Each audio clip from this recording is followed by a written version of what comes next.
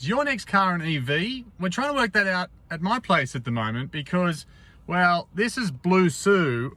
We've had her for about 12 years. She's given good service, but frankly, she's seen better days.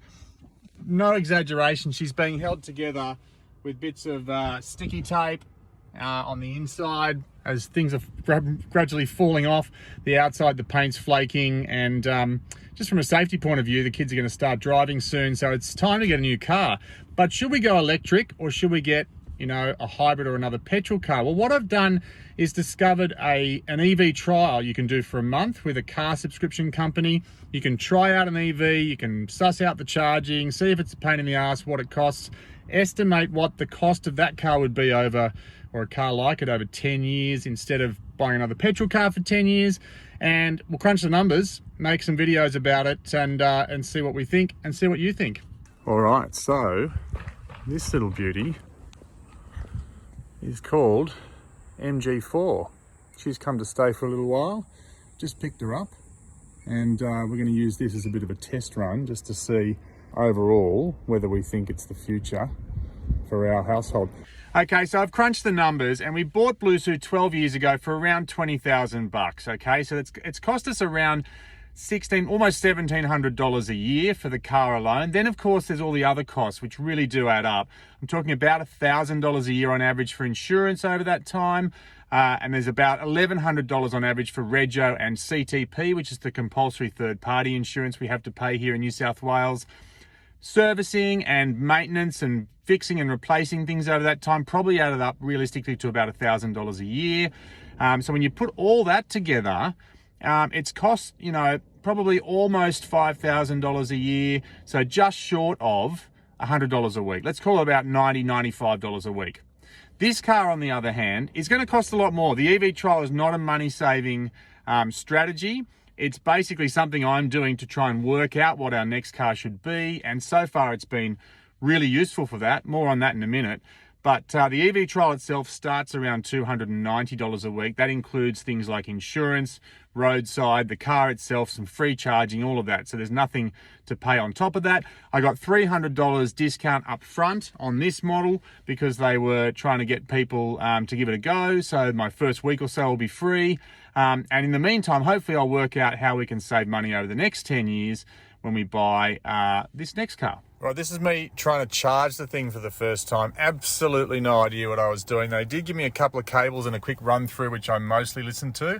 This one I managed to pick up was a home charging cable you can plug into the regular power point. I was going to try and use the Type 2 cable though, which is the bigger one, this one here, at a charging station near my house, and so that's what I tried to do. Now this went on and on. It took me multiple goes to actually get the thing charging. This looked relatively straightforward. It plugged straight into the charger and then, you know, straight into the car without much fuss, but actually getting the car to charge took me 3 or 4 goes, I'm embarrassed to admit. If I'd actually read the instructions on the app, it would have been much, much quicker. But of course, reading the instructions is cheating.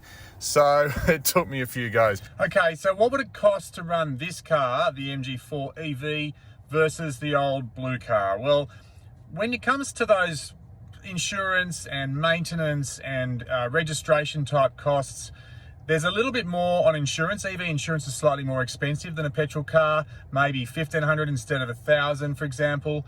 And there's probably a little bit less on maintenance. They say that EV cars can sometimes cost a third as much over time to maintain and service. So probably those two might come out in the wash over the course of the life of a car.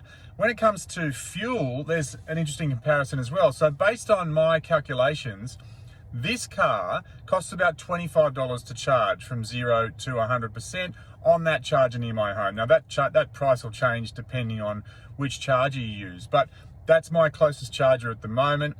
25 bucks for a full charge. Looks like I'm getting about 350, 360 kilometers from a full charge. So it's going to work out about $14 kilometers per dollar in the EV. Now the blue petrol car gets you about half as much as that. It's a 53 litre tank, costs about $100 to fill up when petrol's $1.90, and it gets about seven litres per 100 kilometres in terms of fuel efficiency. So I reckon about 7.5 kilometres to the dollar. EV, 14 kilometres to the dollar. Petrol car, 7.5 kilometres to the dollar. So it's about twice as efficient to fuel to fill up this EV. So, long story short, it probably cost me $1,000 less per year in fuel, but it's going to cost me $1,000 more per year for the car versus a petrol car. Those two things might come out in the wash.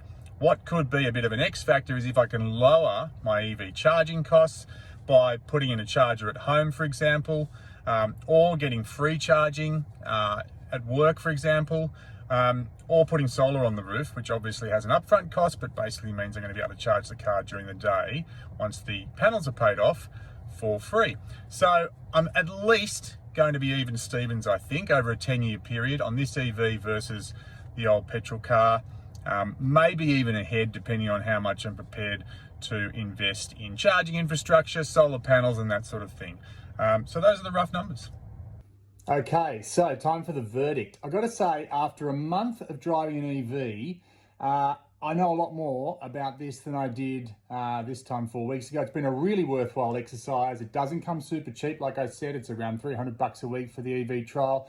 I got the first week for free, but definitely from my point of view, worthwhile. So I can now make an informed decision about the next 10 to 12 years, which is what this next car hopefully will last us. That's what the last one has kind of served for us too. So in terms of running costs, I think I'm going to come out about square on EV versus petrol. It's going to cost 10 or 15 grand more to buy an EV, but it's going to cost about 10 or 15 grand less to run probably. The big difference is in electricity versus fuel costs. Obviously, we can't predict the future of fuel or of electricity from the grid, but I can get the cost of my charging down if I'm prepared to put solar panels on the roof. We've only lived in this house for a little while, so we haven't done that yet. So there's an opportunity for me to bring down my EV charging costs. There's no opportunity for me to bring down my petrol costs over the next 10 to 12 years. So that's something. In terms of, insurance, maintenance and whatever, like I've said, I think there's a lot of numbers in this video. I think it's going to come out around about the same. And so really the question for us is just, are we prepared to spend the money to set up home charging and possibly go solar at some point to make the charging cheaper over time? Some people are happy to charge away from home. I'm not. That's one of the things that this month has taught me. I don't want to be running around trying to find chargers and hoping that they're available when I've got time to charge. I want to be able to charge it at home. I work from home a lot, so I can sit there for most of the day and even just charge on the slow charger. That's a solution for us if we're going to do this. And I think at the moment we're leaning towards a yes, but we've just got to make that final decision on what the other little bits of infrastructure are going to cost us. Anyway, there you go. I'm going to make another video about my observations about driving an EV, because that's got nothing to do with the financial question of whether it's going to cost more or less over the next 10 years. This video is all about numbers. I hope it's given people some sort of insight into what I've learned over the past month, because I've learned a lot. My name's Joel, I'm a money saving guy. If you're still watching, you deserve an award.